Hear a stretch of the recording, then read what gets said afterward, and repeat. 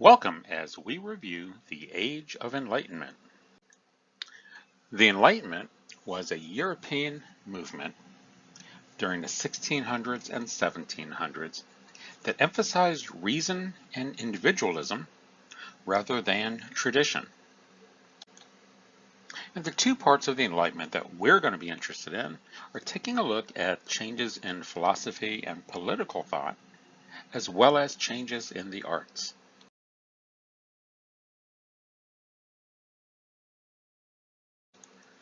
So let's start with a look at political thought. Enlightenment thinkers applied reason or logic to the human world as well as to the rest of the natural world. This approach fueled democratic revolutions around the world, including one here in America. So let's take a look at some of the Enlightenment political thinkers. First up is Thomas Hobbes. Hobbes suggests that people in nature act purely from self-interest. They only do what they perceive to be good for them.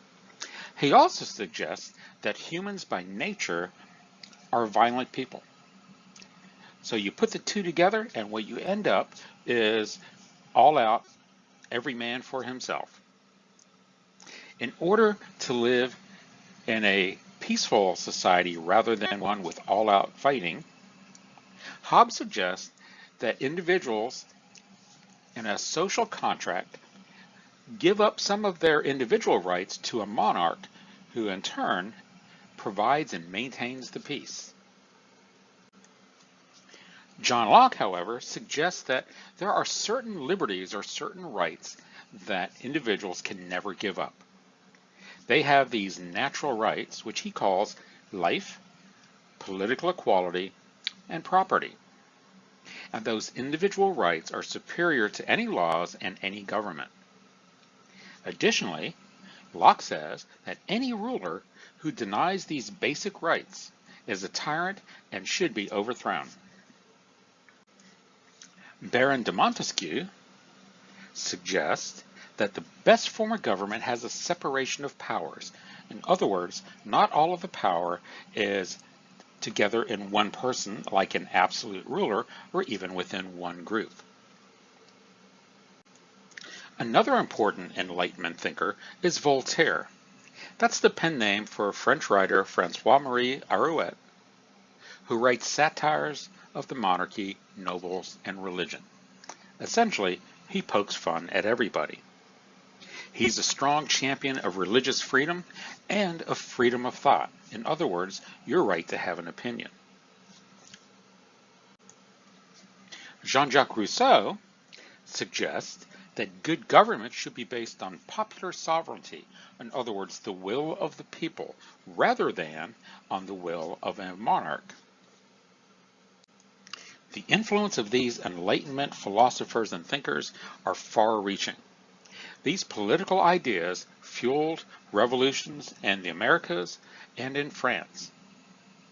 Some of the words may have sound familiar to you, as Thomas Jefferson's Declaration of Independence incorporates many of these ideas. In addition, both the Constitution of the United States and the English Bill of Rights reflect these Enlightenment influences.